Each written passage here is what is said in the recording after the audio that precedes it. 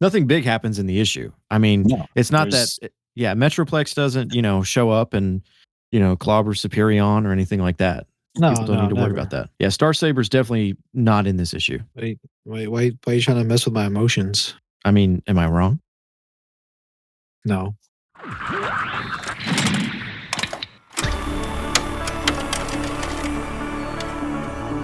Hello and welcome to Teletraan Tapes, a monthly show dedicated to discussing the latest issue of Skybound's ongoing Transformers comics series, as well as any other pertinent events in the Energon universe. I'm Moonbase Three, and with me as always, we have Swizz Prime and Delta Trion. Yo. Fellas, first of all, Happy New Year to you and everyone else listening. How's 2025 treating you so far? Oh, man. It's, I feel like it's been a good 2025. Can't really complain. Starting the year off with like this banger of an issue. Yeah, I'd say it's pretty good. Yeah, I think my 2025 has been great. We've got snow in my state. It snows maybe once every few years, but I think even more importantly is that we finally got confirmation that a video game was canceled. Transformers Reactivate. That's not what we're here to talk about, though, is it? I mean, maybe. I mean, I don't think we could just let Reactivate hijack the whole episode. No, I think there'd be a lot of screaming and yelling and shouting if we did that. Yeah, I feel like people would be like, dude, we just talk about the comic, Yeah, something actually good in the Transformers community right now, the comic. Do you guys do resolutions?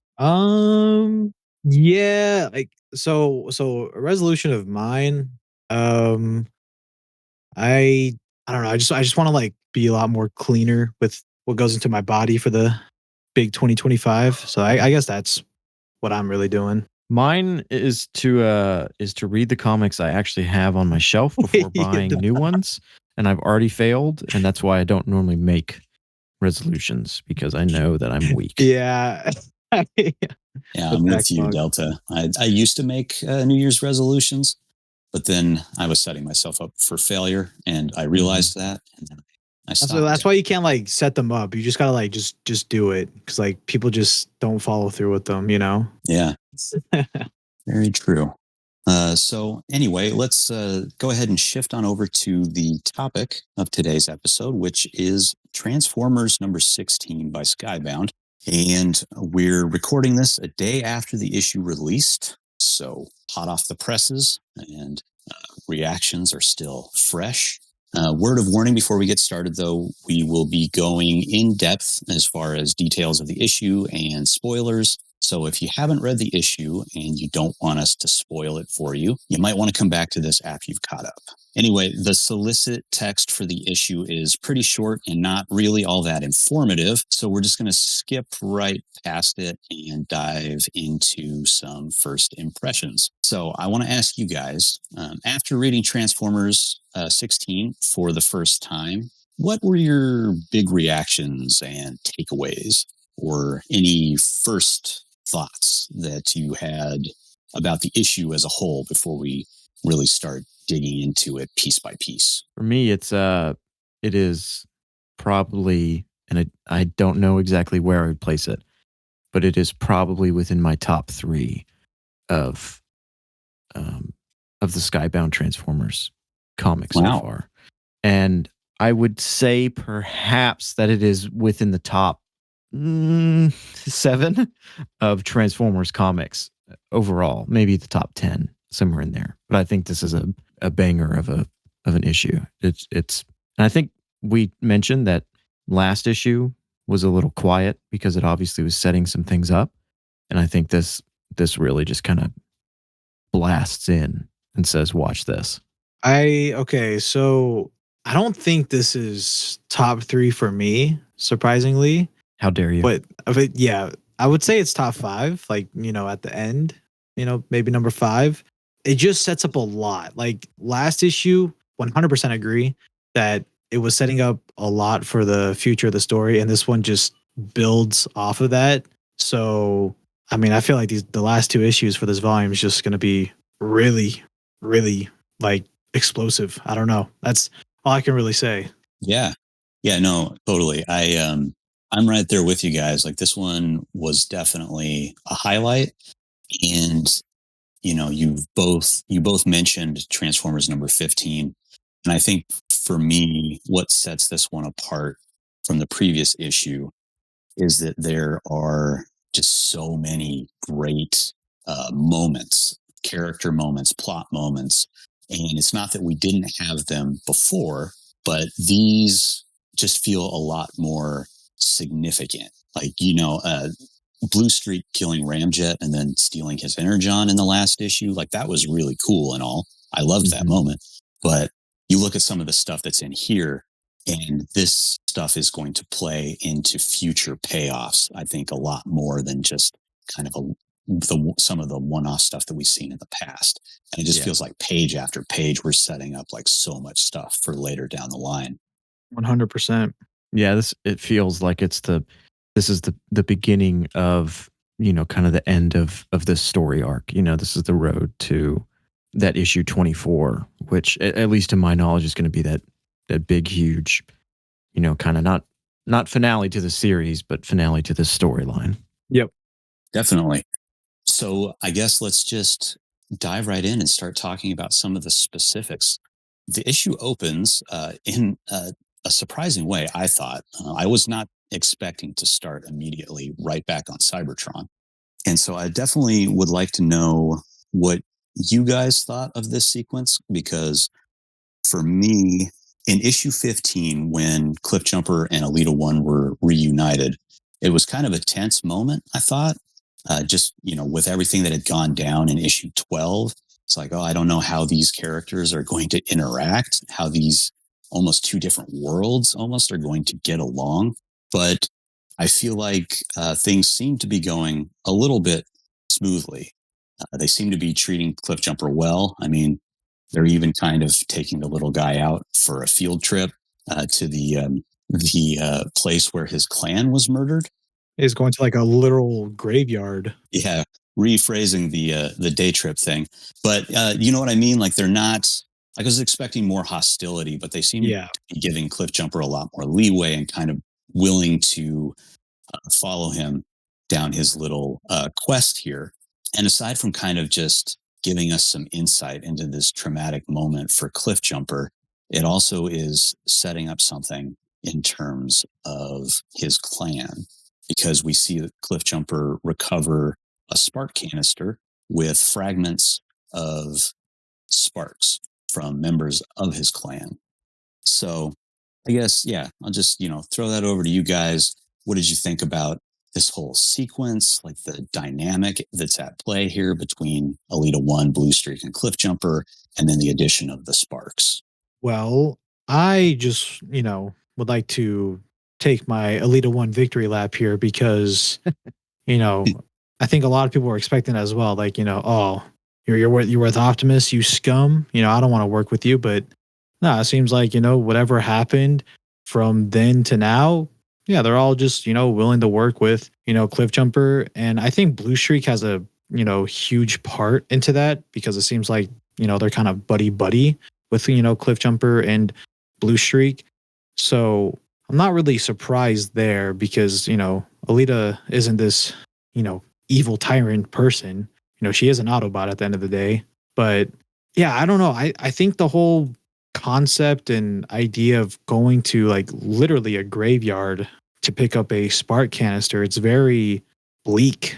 And, we'll talk about the quest more, I imagine, a little bit, but just the idea of Cliff going and checking to see if the canister is still there, it's just very bleak and, I don't know, just sad, that they are literally at their wit's end. And I really do like Cliff being with Elita, Blue Streak, and the other Cybertron Autobots, as it brings a cool dynamic, because it shows that like Optimus's team of Autobots, at the end of the day, they're all just Autobots, but you can tell there was, especially last issue, there was definitely some, a fracture within the actual faction itself. So I thought it was really cool and sweet. Well, not sweet, but kind of bittersweet that they have a whole plan and quest for the spark canister. of all of Cliffjumper's family. Moon, you'll have to remind me here, as I have forgotten a lot about the IDW continuity. Were spark canisters something that they had done previously in IDW? Don't think so. I don't remember off the top of my head. I know that there was something. It was like the physical housing around the spark that was called the spark casing. Mm-hmm. So it's similar, but this seems different. Like this seems. I don't know if there was a name for it in Beast Wars, but almost like those tanks that would hold like the protoforms or whatever. Yes, yeah. This seems more in line with that. And I don't know. I don't remember it in IDW, but I was trying to remember if that was in another continuity somewhere. But Yeah. I guess we'll have to depend on somebody in the comments on that one. Well, I think just from these I'm pretty sure it's just even 2 pages. The artist that Corona has done such a fantastic job just drawing the look on Cliffjumper's face, including his ugly teeth. They look a little bit better in this issue. But just kind of showing the, maybe not even the desperation, but just it almost feels like he's given up, which is so weird because in a way I feel like he's drawn in kind of a cute fashion. He's kind of tubby and short and got a big head, but you just look at him and it kind of reminds me of my grandmother's really old fat Chihuahua that I would just look at and be like, this poor fella. I love this guy. This poor fella. He's doing what he can to survive, but man, I don't know. I don't know if he's going to make it or not. And I mean that quite the backhanded compliment. Well, just like that dog, not great teeth, but I love what they're doing with him. And I love that they started out with him in this at the beginning of this issue. I as well did not expect them to jump right into Alita and him. Yeah, and kind of going back to something that you had mentioned, Swizz, about Alita and Blue Streak are Autobots, so this shouldn't be that. Some of their behavior shouldn't be that surprising. That is, I was totally on the same page with you. That was something I was trying to get across. I don't think I really did, but this was just kind of a reminder that these are Autobots, and I think there's more that speaks to that later in the issue that we'll get to shortly.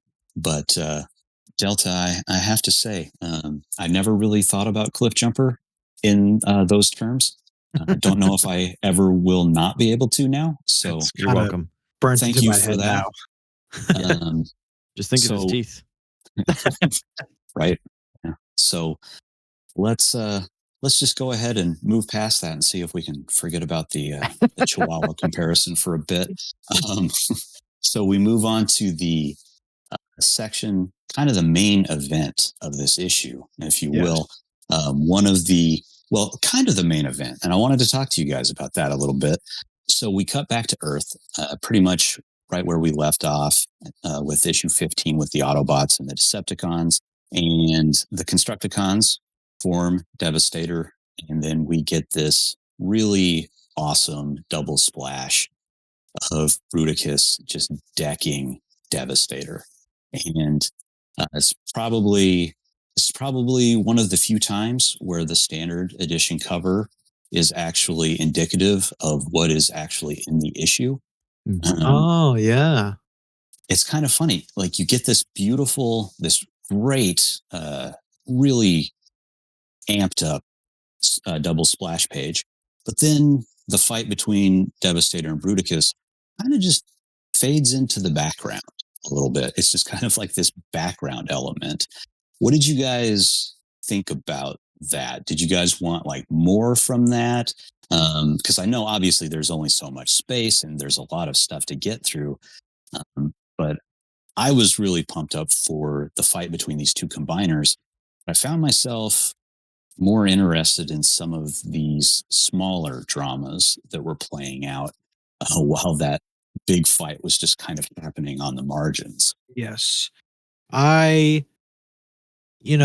saw people, comment saying, oh, I wanted to see these guys fight more and have full on, combiners just exchanging blows.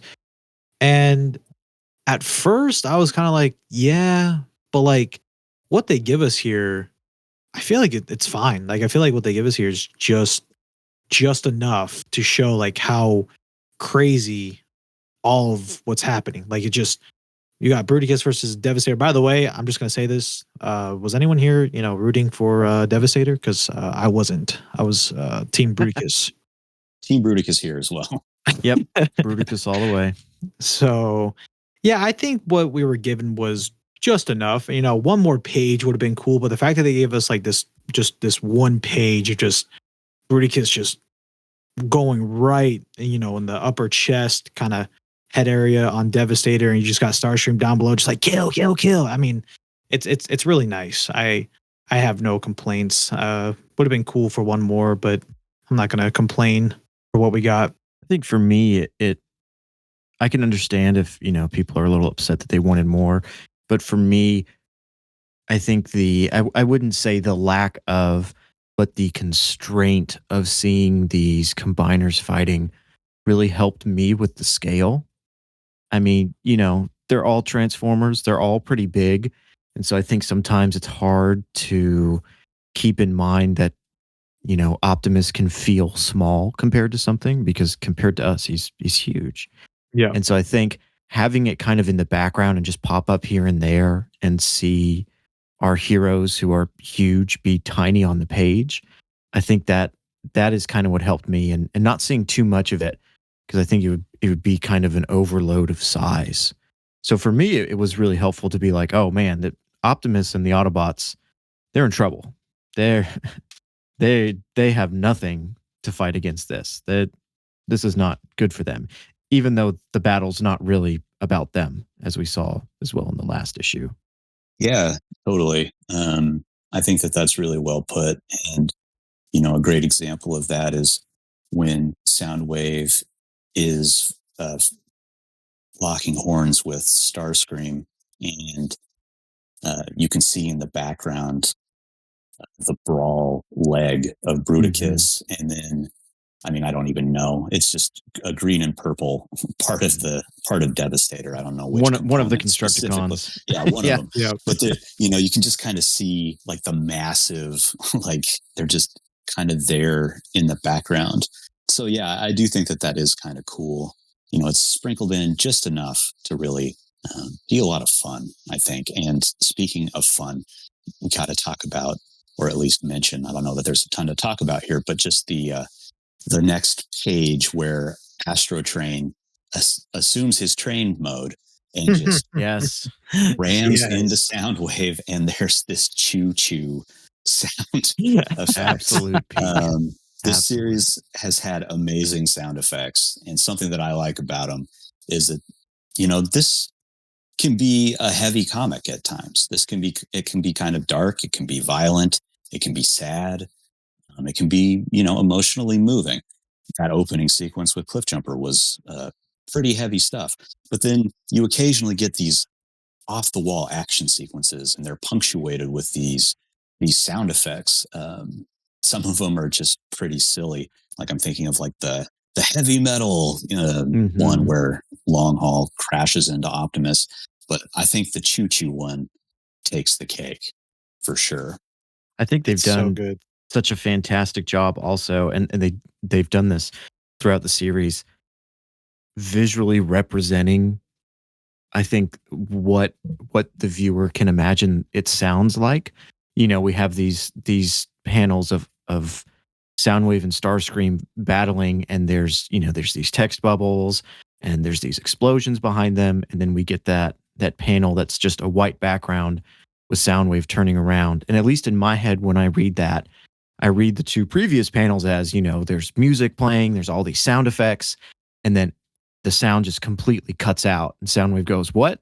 And it's just a moment of quiet, and then all of a sudden this choo-choo comes in. And you can just imagine, in a fist fight with someone, and you look up, and there's a train falling on you.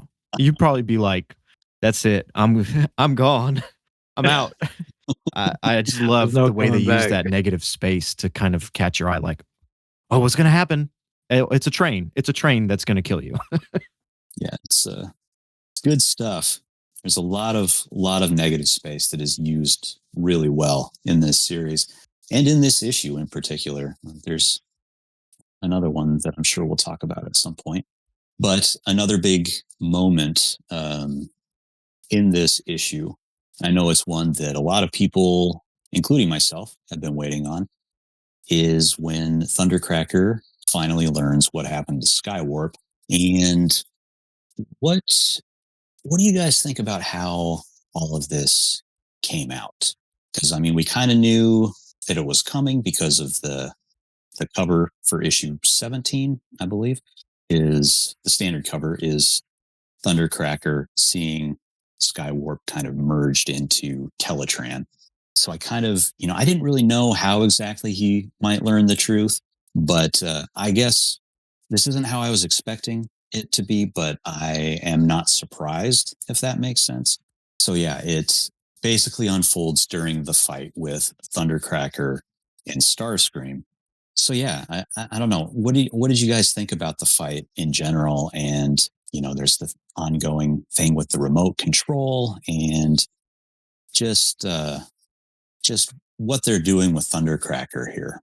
Delta, I gotta hear your thoughts on this one, because I know you're maybe Thundercracker main.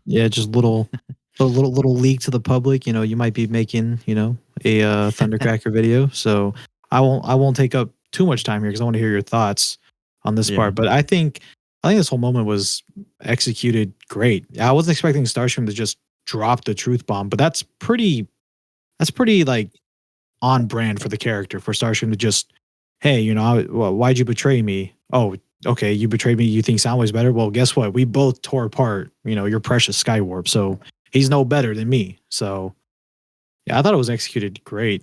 Yeah, I think it's a great way to show that these actions have consequences.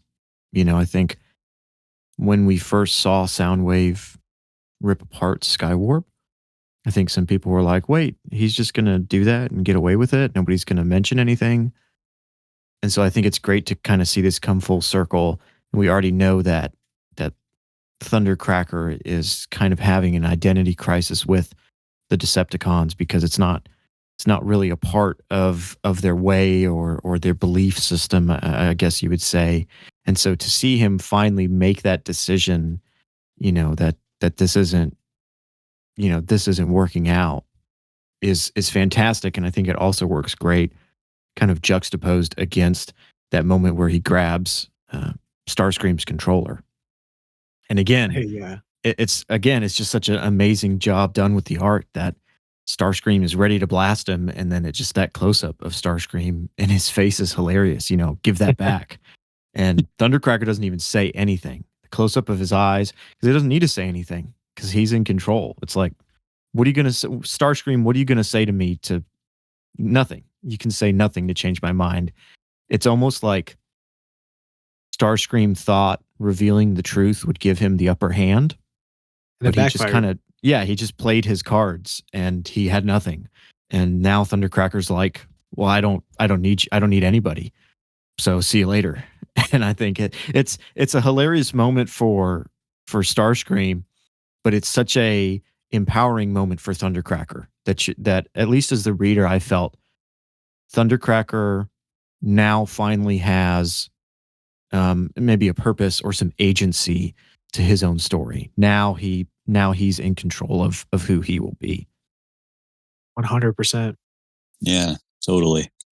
I definitely think it's a pretty good example of Starscream's plans backfiring on him. I think you're right. I think that was like his card to play, and it really just did not work out for him. And it didn't work out for Soundwave either. Oh, no, it does not. Because as we see, we'll come back to the Thundercracker and Soundwave of it all soon. But before the moment that we're going to get to, we need to talk about another moment within this little section. We get this pretty cool image of Soundwave and Astrotrain fighting in the water. I think it just looks great with the shades of purple, and there's some orange in there and pink, and yeah, just looks cool. But there's an interesting little exchange during this fight. And Soundwave says, only cowards switch sides so easily, to which Astrotrain responds, you think I care about sides? Who hates Megatron more, Starscream or yourself? I go with who will let me kill the one who ended my love. So, yeah, that was a surprise for me. What do you guys make of this exchange? Put on your theory glasses. Here we Get go. on your detective hats. We're gonna go deep now. Swizz, what did you think?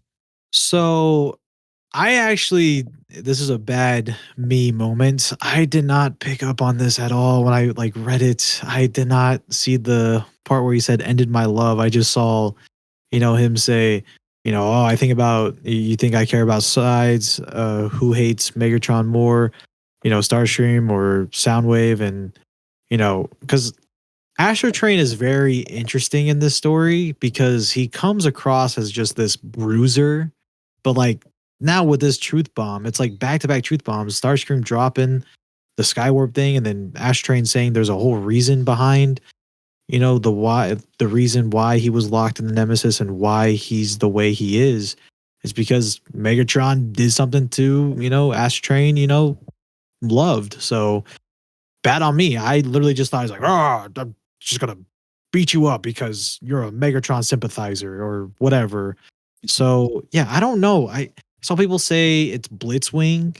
I saw some people say Skywarp, but that doesn't make sense. It could be a good opportunity for an original character, Decepticon or something. But yeah, I don't really know who this person is. It really could be anyone, to be honest. I as well. I wouldn't say I missed it, but it didn't stand out to me right away. And I think that's mainly because there's just so much going on. There's so many like big key moments that are happening for all these characters. And looking at that panel and reading his, I go with who will let me kill the one who ended my love. I still it obviously is another character. Yes. But I think it's written the way it's written on purpose. I think it would be, kind of strange if he said, oh, who killed, I don't know, my partner or whatever. And so I interpreted it as in a similar way, Cliffjumper's family, his clan. And maybe it's not, maybe it is, I'm sure we'll figure out. But it's obviously something that has happened in the past. My guess is with Megatron. And so for me, it was a nice little nugget of, oh, interesting, but it wasn't such a huge moment. Again, I think just because so many other things were happening. Yeah, for sure. It's definitely just kind of like an intriguing little moment. And it obviously leads to just more questions in terms of, who we're talking about here, but also when did this information come to light? Like when did Astro Train realize this? Because I mean, it seems like he wouldn't have known like the whole time. Otherwise, why would the Decepticons just be carting him around on the Nemesis? They're just transporting this guy who wants to kill Megatron just to, I don't know, keep your enemies closer or something. So it seems like there's like more of a story there in terms of when Astro Train learned that Megatron did whatever he did. Maybe I'm wrong. I don't know. Yeah, you make a good point there because, I mean, it literally could be anyone. And I agree, Delta, like it could mean anyone or possibly anything. It would be weird if it's like an object instead of like an actual, being. But yeah, I don't know. It really could be anything. I mean, it's gotten me excited to find out. Yes. Again, it's something in the back. What if it's an Autobot? What if like that would be awesome? War? Wow. Yeah. Yeah. I do think that there needs to be more aspects in Transformers. I mean, look at Genvo. Like he was a Decepticon, and Starscream wasn't really a Decepticon. He was just kind of, being a scientist or whatever with like Jetfire. And like, Genvo was trying to recruit those two. So maybe it's like a same situation where Astro Train's like, oh, you should join me. And then you find out that person is an Autobot and Megatron executes them. I mean, we did see a lot of Autobots get executed a couple issues back. So yeah, that's true. Be one of them. That's true. Yeah, I don't know. I'm looking forward to finding out. whatever the case may be. But also on this page, there is something else that I think is a pretty cool moment. We see Thundercracker standing over Soundwave, and Soundwave kind of barks some orders at him to help him out in his fight with Astrotrain. And Thundercracker just gives him this look. And then he just transforms and flies off. And I love this sequence. It feels like we've been building to this for quite a while now. And so this is like the culmination of everything that's been seeded with this character. And I'm really excited to see where the pieces are ultimately going to fall in terms of this character. But what do you guys think about this moment and just, I guess, the whole arc with Thundercracker from when we initially see him looking at Skywarp wired into Teletran being, what evil Autobot did this to you, to now where he's abandoning the cause, essentially? Yeah, I think it's really, really well done. And I think I can only use 2 words to describe this whole sequence. And that would probably be, big win for the Thundercracker fans, because this is a huge payoff moment. Because I've seen so many people for so long now just, oh, he's going to leave the Decepticons. He's going to, once he finds out it's over, and I mean, you guys are familiar with IDW, me not so much, at least not yet. So like so let me ask you guys, this is like something that's been done before, right? With the character where he kind of like defects and, isn't a Decepticon, or what's the whole story on that? Yeah, essentially. I mean, it's kind of similar in All Hail Megatron. He kind of has a similar crisis of conscience where he feels like this is not a true warrior's path. And I'm trying to remember, it's been a while since I've read All Hail Megatron, but I believe that there are like spoilers for All Hail Megatron, I guess, but I believe that there are like some nukes, like the remaining governments of the world are going to just nuke the Autobots and Decepticons. And I believe that Thundercracker helped the Autobots in diffusing that situation. Although now I'm starting to question if I'm mixing up the Dreamwave Prime Problem or Prime Directive storyline. They're all bleeding together. Oh no. Oh, boy. Well, anyway, I don't know if you remember Delta at all, but no, nothing more than that. I mean, I know, I'm pretty sure he becomes an actor at one point, and he's also got a dog in there somewhere. I know about the dog. Yeah. Screenwriter. Yeah, a screenwriter. Thank you. Yeah. But yeah, there is a good chunk after All Hail Megatron, which I can't remember the specifics of, so maybe we'll just blow right by that. But yeah, he essentially is no longer a Decepticon. Does he ever join the Autobots? No, not. Yeah, I don't think not he does. officially. Do you guys think he'll join the Autobots in this story? No. Okay. No. I think his crisis of faith is not that he doesn't believe in the Decepticon way anymore. I take what the comic is doing as him saying nobody here is upholding what the Decepticon cause is about. He talks about, hey, this is our way. This isn't right. We don't need to do this. I think he's disappointed and frustrated with how the current Decepticon leaders are acting. I don't think I wouldn't say he would switch to an Autobot. I could see him kind of maybe not partaking in all the violence, I can definitely see someone in a, Oh, go ahead. No. I think we were about to say the same thing. It's very, well worded, Delta, to say the current leadership. So yes. Yeah. Although I will say something to point out, this moment of Thundercracker standing over Soundwave, barking him orders, at least to me, was a great callback to, it's probably issue 11, I think, where, or it may even be issue 10, where Shockwave is torturing the Autobots, and Thundercracker says, this isn't right. This isn't what our people do.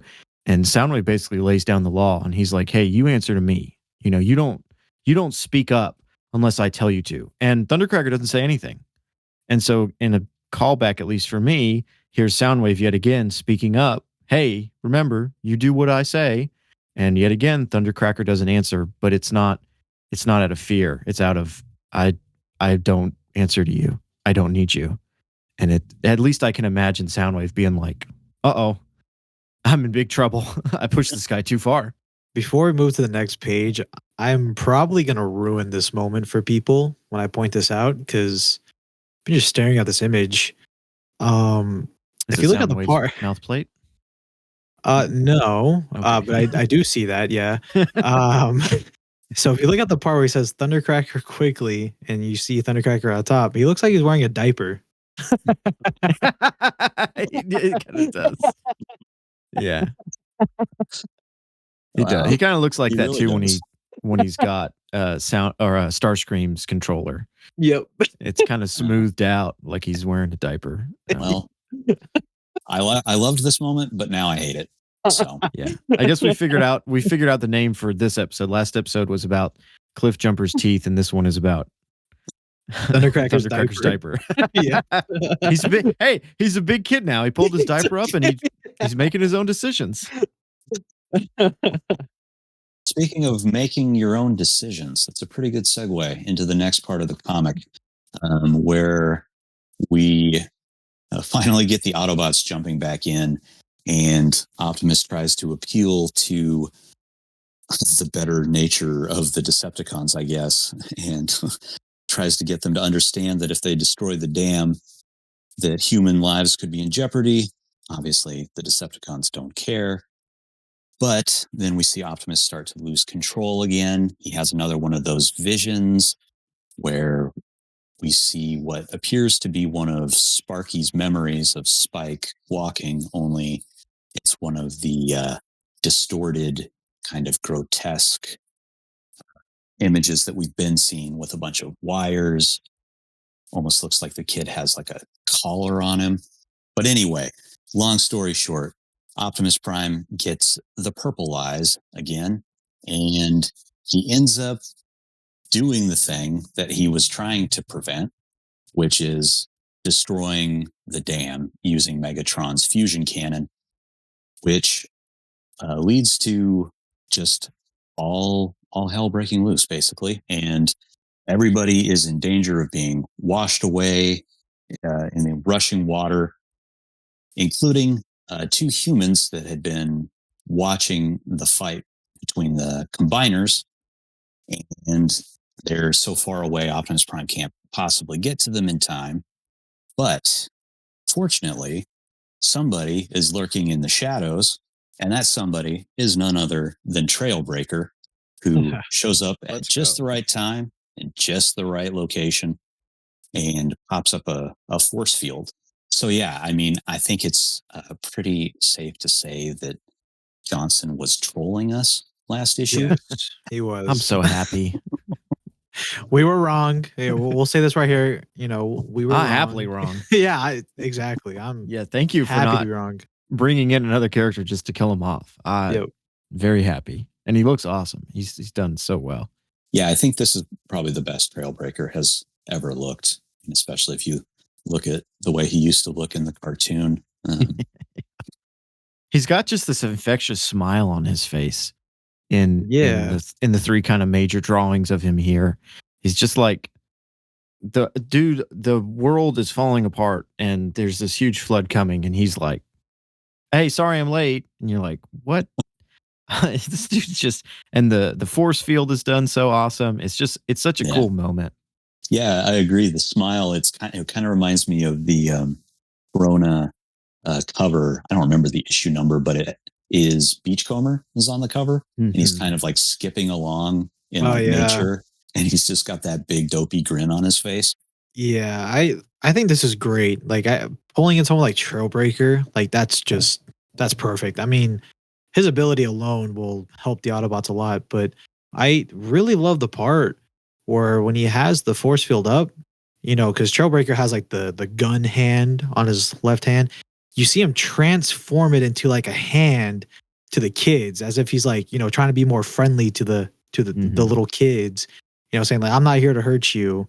He reaches his hand out to, like, I don't know, either shake hands or, whatever. It's a sweet little subtle moment of just again showing how, the Autobots actually care, unlike the Decepticons, where we literally see, Starscream himself a couple pages back with the whole start of this whole sequence call Optimus Prime a baby, because for some reason people think Optimus Prime in the story is just a baby. I guess even he's such a baby, characters in the man. story. Yeah, he's soft. He's soft, man. He's not the one wearing the diaper, though. Yeah, yeah.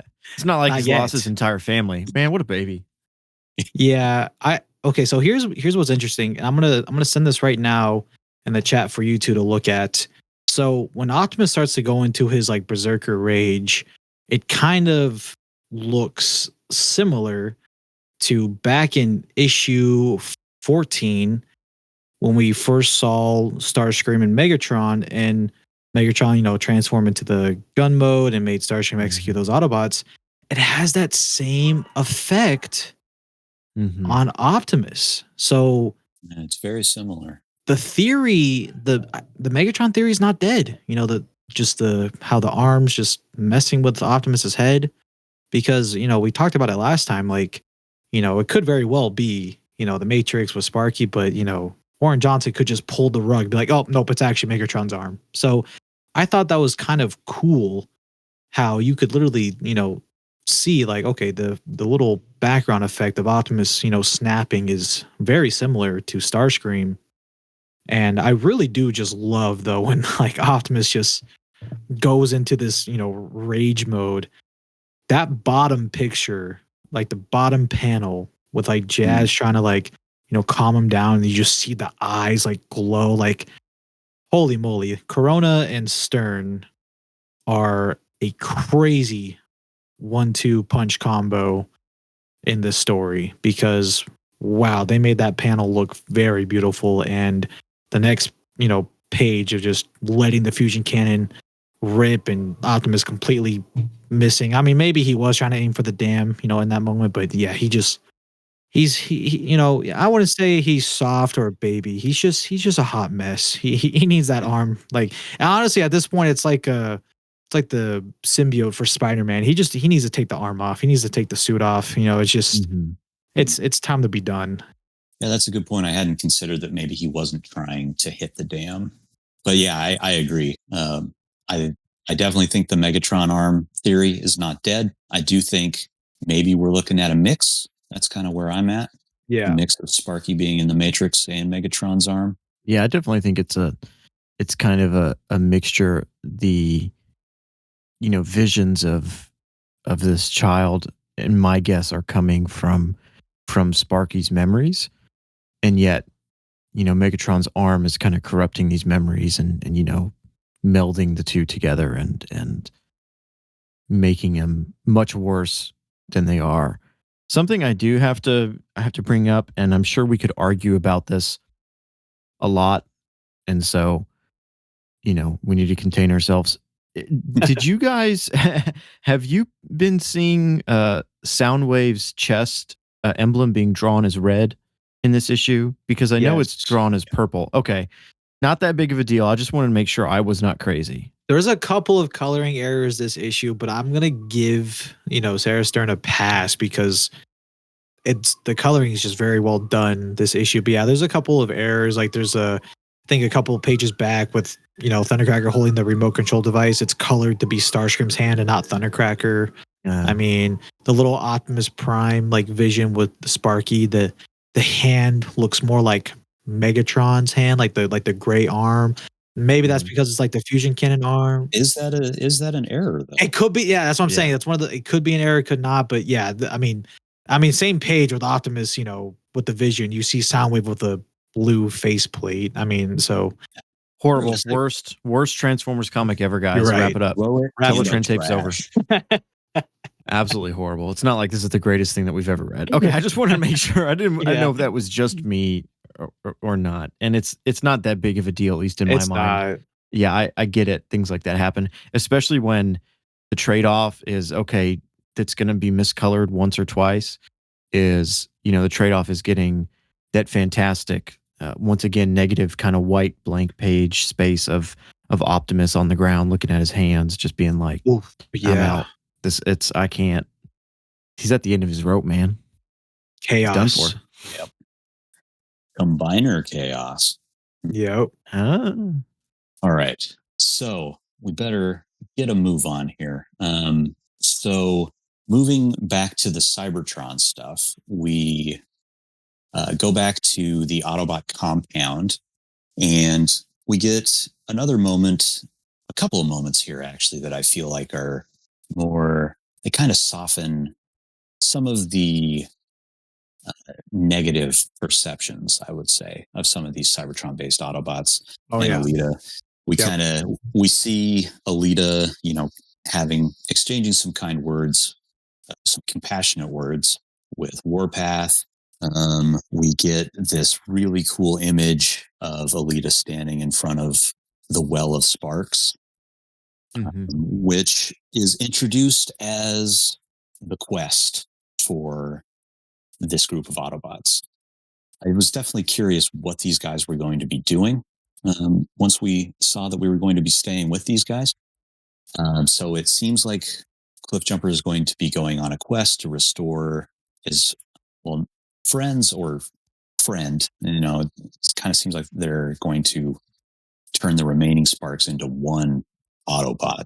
So yeah, what did you guys think about this section? I think it's kind of exciting. Do you think that this is hinting at the solicit preview for the next issue where it says a new character is coming, or think that's just a fake out? Oh no, I think that's what this is. Yep, Yeah. same. I think that's what they're pushing it towards, as being this new character, because even if you think of, Cliffjumper using these multiple sparks to create an already existing character, I think in general that may not sit too well in the story or with the fans, changing somebody that way. Not that they can't do that. They can do whatever they want. But I think if you're going to have a moment like that where you're taking multiple sparks to create something new, why not? Why not take that opportunity to make a brand new character?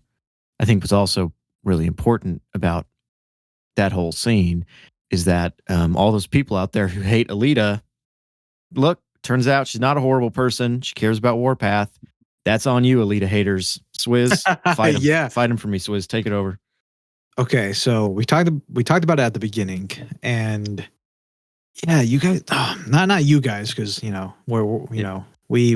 support Alita here, but There's a lot of Alita haters. I just want to say, like, I don't actually hate any of the people that have a problem with Alita 1. I do think the hate's a little too much, and I think this issue and this part specifically really does just show what I said earlier. And that, I mean, at the end of the day, like, they're Autobots. Like, they're just bitter and sad, and rightfully so, because of what happened. Like, Optimus packed up and left. He went to go get milk, went to go get, a pack of cigarettes.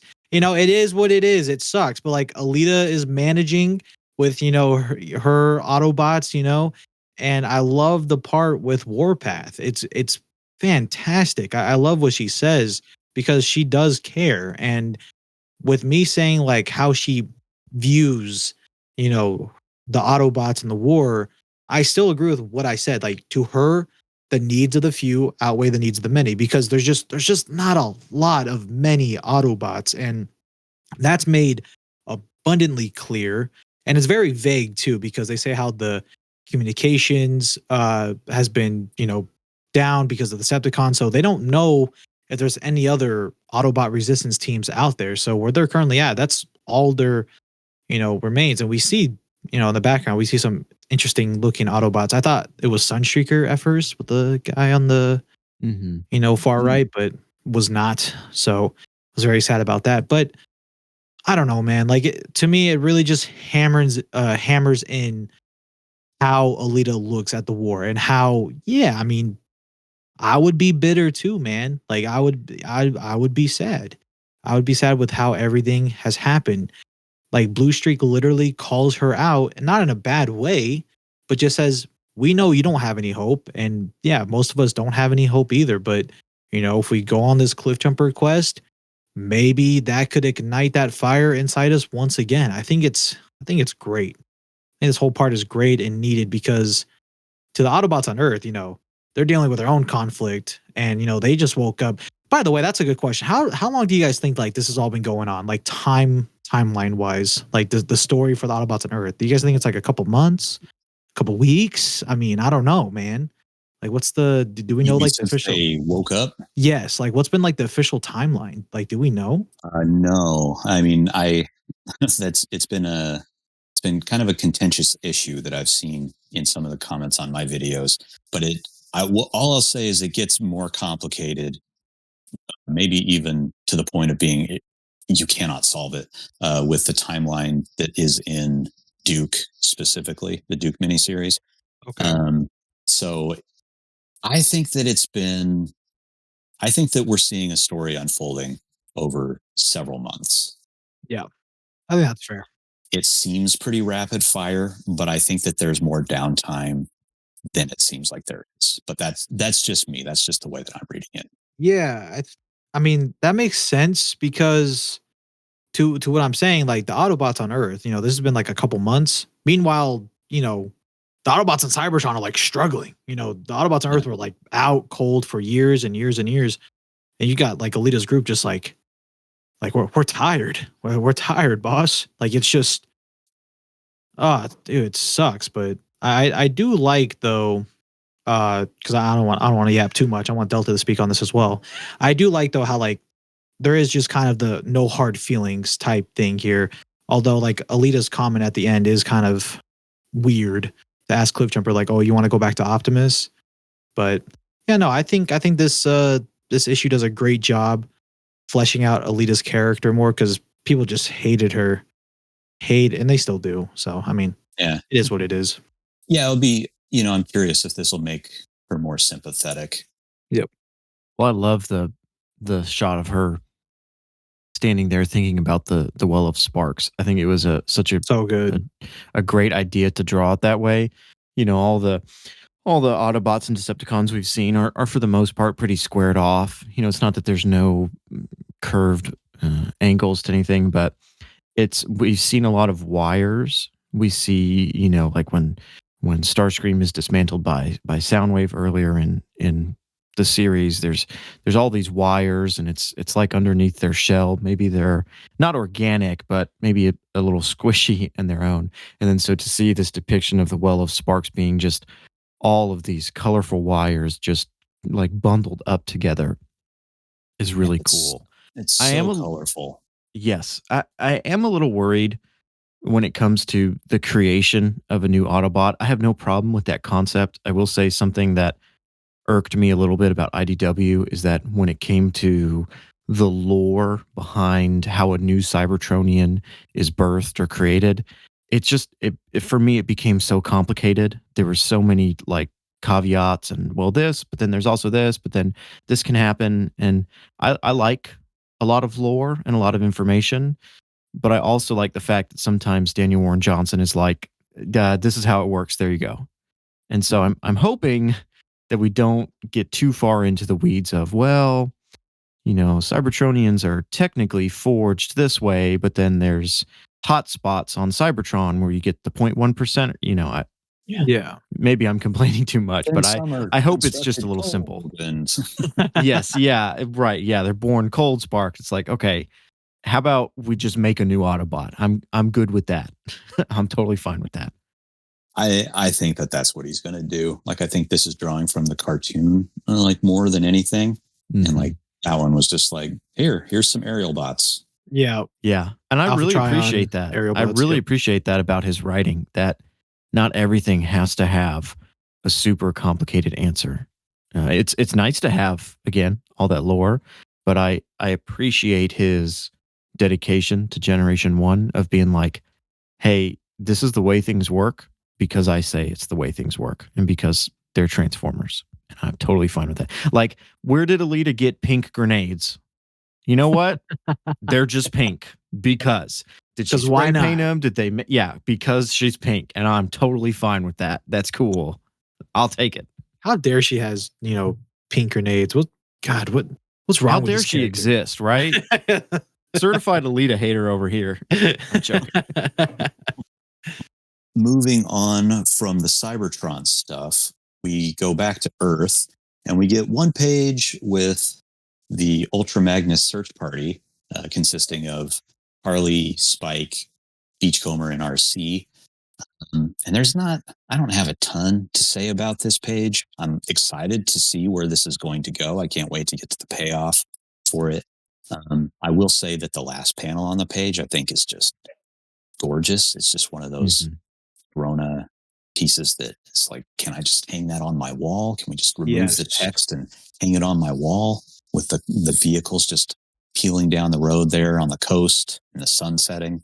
But I don't know. Did you guys have anything big to say about this particular segment before we get into the the thing that's even less eventful than this? I agree with you. I think it's a beautiful panel. It probably will be the most less talked about section because not a lot happens. But I do think it's necessary just to keep the reader in mind of these characters. Yeah. And I think it's really even more so important really for Cliffjumper so that he can have that moment to say, no, he's going back to Carly, not to Optimus. And I think if it was just him saying no to Carly and it's just him and they don't show Carly, I think it would have less of an impact. So I understand it's inclusion, and I understand that it's not a lot to go on because that story's not yet ready to be told. Yep, I agree. Yeah, me too. Anything else to add, Swizz? I mean, it really is just like a segue for like the reader to be like, oh yeah, that's right. Exactly what Delta said. Like, oh yeah, exactly. Keep it in mind. Yeah, but it's just, just them talking like, oh, energon levels, spiking north of us. Oh, okay, let's go check it out. And get a beautiful panel with the sunset. So, yeah. Watch this space. Yeah. Mm-hmm. Well, beyond that is something probably the most boring part of the book, to be honest. Like the issue, so much good stuff in the issue. And then it just really ends on a totally, man, it just falls flat. Right. So flat that we didn't even use it as the thumbnail. Yes. Before someone comments, be like, what are you talking about? We're obviously joking. This is the best part. We're obviously joking. This is the best part where we see Laserbeak soaring into the desert. Which desert? We don't know. It says location unknown. And yeah, Laserbeak locates Megatron at last. And Megatron wastes no time in welcoming Laserbeak, at first sweetly, but then grabbing him by the neck and kind of tearing into him somehow. I don't know what part of him he's really tearing into, but he pulls out these wires and just connects them into his empty eye sockets so that Laserbeak can literally be his eyes. And we get this. The last page of this issue is just this amazing splash page of Megatron standing there looking like a boss. And Laserbeak is perched on his shoulder, a mess of wires pouring out of his eyes. And yeah, Megatron is back. Like although, I have to say, I think it's kind of funny. If people had just been following this series, I was trying to think about this. If people have just been following this series and maybe missed like the Energon Universe special, do you think that was pretty jarring to see him in this timeline? Way back in issue 4, stuck in ice. And then the next thing they see is he's in the desert, missing his eyes. That's a good point. Yeah, I think someone commented that, saying like, wait, what happened to his eyes? Oh, really? Yeah. So there's definitely a group of people out there. It's this whole, yeah, I mean, I'm so giddy. This part's so good. Like it just, I'm not even like a crazy Megatron guy, to be honest, but the way they've done him in this story and universe, he has so much hype. He just has like so much hype because starting a story without him, and then now we're like heading into like the really like rich parts of the story, and now he comes in. Like it's so well done. And I love how, like you said, he's very, gentle at first, petting Laserbeak, and he just grabs him, just like, all right, I'm gonna hook myself up to you, like just doing this surgery like of some sorts, and him just saying, now guide me to my warriors. It's oof, the Autobots are screwed, man. I'm not I'm not gonna lie, the Autobots are screwed. It's not looking good. I honestly thought he was putting those wires into his nose at first. I was very confused. Yeah, it looks that way. Sitting there does going look like, that wait, way. what am I It does, yeah. looking at here? But then I flipped to the next page and saw him, and my first thought was, oh my God, Megatron is thick. This dude is wide. This dude is like I know we already know the scale from the Energon Universe special from 2024, but this specifically, this drawing of him, he just looks big, like a big boy, and it in a way terrifies me. And just that view of him having no eyes and those wires just running out is just, and that full moon, it's perfect. Yeah. Yeah, it really is. I mean, I think he compliments Corona's Optimus, who is also a pretty thick boy as well. Yep. Very true. What do you guys think? Do you think Megatron is going to be showing up in the next issue right away, or do you think that we're going to have kind of another gap in appearances for him? Because remember, this is only issue 16. Daniel Warren Johnson is writing till 24, and at least in my perspective, it kind of feels like that 24th issue will kind of be the culmination of this story arc. And so there's quite a few, issues in between 16 and 24. Do you think we're going to be seeing a lot of Megatron, or do you think he's going to kind of disappear for a little bit again? I think next volume is going to be all about Megatron's plan. And I don't think we're going to see him next issue, but the finale of this volume, yes, he's going to be like the end of the finale of this volume. So I think there definitely will be a gap. Yeah, I agree with you, Swizz. I think I would bet on issue 18 is when we see him again. Yep. Mm-hmm. But I've been known to be wrong before. That's true. I mean, yeah, we're the group of people that thought Trailbreaker was dead. And all 5 of the Trailbreaker believers was like, you guys are wrong. We're often wrong. Yeah. But not about Alita. Never. Well, with that, we've come to the end of another issue, so probably time to think about wrapping up the episode as well. So, Delta, what are your closing thoughts on issue 16, and what would you rate it out of 10? Again, I think this is pretty high up there for me, just because of everything that's going on, everything it's setting up. On a 10 scale, I'd probably, I don't remember what I gave last issue. I'd probably give this, in my mind, a 9. I just think that there's wow, that's high for you. There's so much. Yes, yeah. There's so much. I think there's so much payoff with Thundercracker, and there's so much setting up with Cliffjumper that's just so important to me. Those 2 characters, I think, are 2 that really deserve a lot of limelight. And I think also just that ending page is just, I can't imagine anybody going like, yeah, it's whatever, I guess it's all right. I'm like, come on, this is the beginning of the end for this kind of story arc. So that's probably where I would place it on my scale.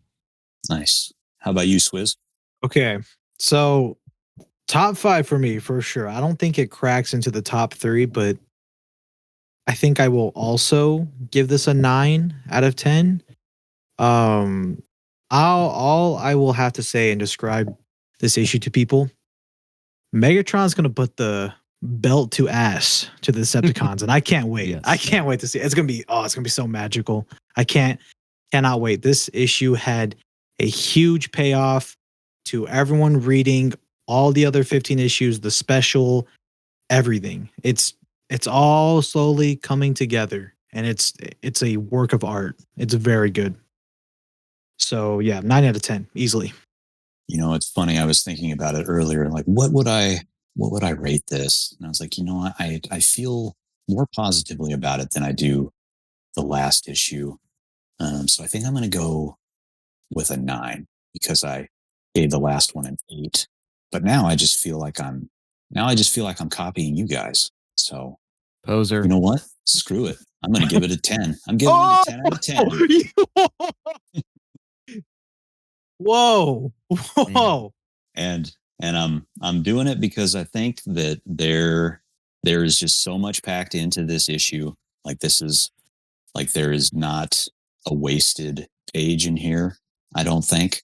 I think there's just a ton of stuff that is going to feed into future storylines. And like I said at the start of this video, the moments in here are just so impactful and important. So yeah, I'm going to give it a 10 for all the wrong reasons. I think it was a badass issue. It was just so great. I suppose it's time that we go ahead and put a fork in this thing. So thanks to everyone for watching this. Don't forget to like and subscribe. We're going to keep doing these on a monthly basis after the new issues are out.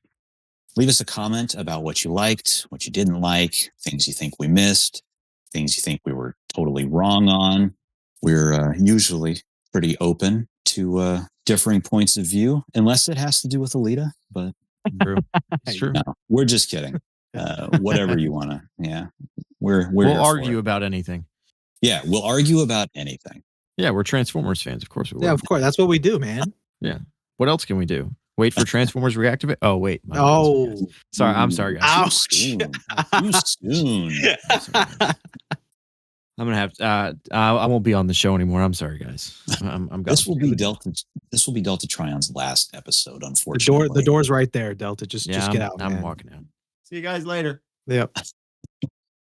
All right. So check out each of our respective channels. We're all making Energon Universe content as well as other Transformers content. We'll make sure to put the links in the description below. Delta Trion, Swizz Prime, thank you guys. It was great to talk to you as always. And absolutely. I'm looking forward to the next one. Yep. Take care, everyone, and thanks for listening. See you guys later. Later.